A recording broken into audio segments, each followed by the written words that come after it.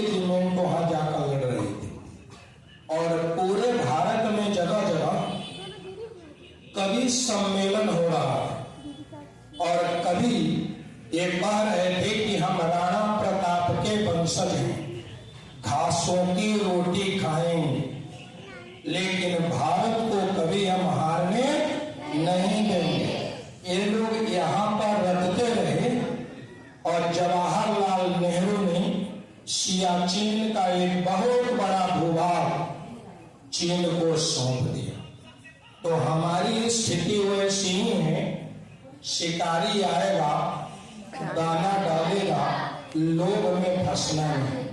हमें भगत सिंह याद है, शिवाजी को याद करते हैं, हम राणा प्रताप को याद करते हैं, लेकिन जब विरोधियों की टैंकें गरजती हैं तो पता नहीं क्यों हमारा ही प्रधानमंत्री कहता है कि वह हिस्सा उपजाऊ नहीं है, इसलिए उस हिस्से को चीन को दे देना चाहिए। मैं समझता हूं यह भारत के साथ न्याय नहीं है। जब हम इजराइल का उदाहरण देते हैं तो हमें याद रखना होगा कि इजराइल का बच्चा वहां के सिलेबस में लिखा हुआ है कि उन्हें गोली चलाना आना चाहिए, देश की सुरक्षा कैसे करनी चाहिए। लेकिन हमने क्या किया, हम तो सांस्कृतिक कार्यक्रम करते हैं जहां आप अच्छे अच्छे धुनों पर गीतों को गाते हैं। होता है निर्माण देश का बरछी तीर कटारों से और अंत होती पायल की तबलों की झंकारों से। ये जो झंकार है ये कभी भी देश को आगे बढ़ाने का काम नहीं करता। कभी इजराइल को देखो, वह चारों तरफ से विरोधियों से घिरा हुआ है, लेकिन आज सवों को ईंट से ईंट बजा। इसका मुख्य कारण यह है कि वहां पर उस तरह के कार्यक्रम नहीं होते जैसे भारत में होते हैं।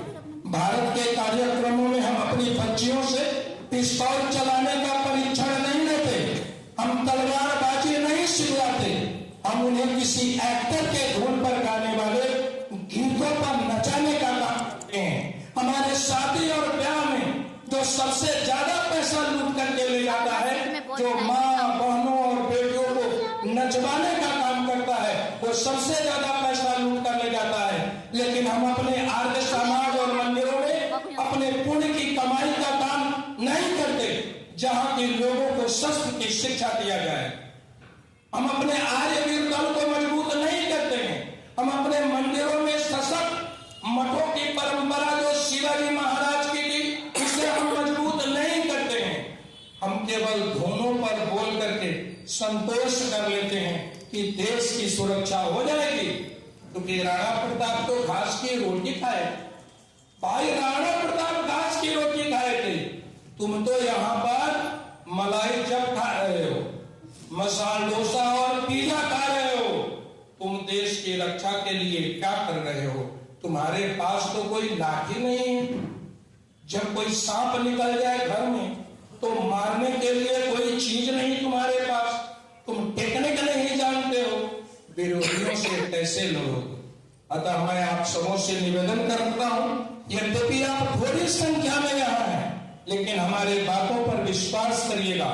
जब तक हम अपने बच्चों को सुरक्षा के संसाधन पूरी मात्रा में उपलब्ध नहीं करा पाएंगे, तब तक देश की सुरक्षा नहीं हो पाएगी, नहीं हो पाएगी, नहीं हो पाएगी। चाहे घंटों हम क्यों नहीं नाम लेते रहे, उससे काम चलने वाला नहीं है। वेद की ऋचाएं कहती हैं कि मायावियों को माया के द्वारा मार दिया जाना चाहिए, दुष्टों का संहार कर देना चाहिए, लेकिन हम तो समझवादी बन गए। ये बिल्कुल सही कहा है कि भाईचारा रखते रखते हम चारा बनते चले जा रहे हैं। हमारे वीर सत्य प्रकाश जी हैं, अब वो अपने मधु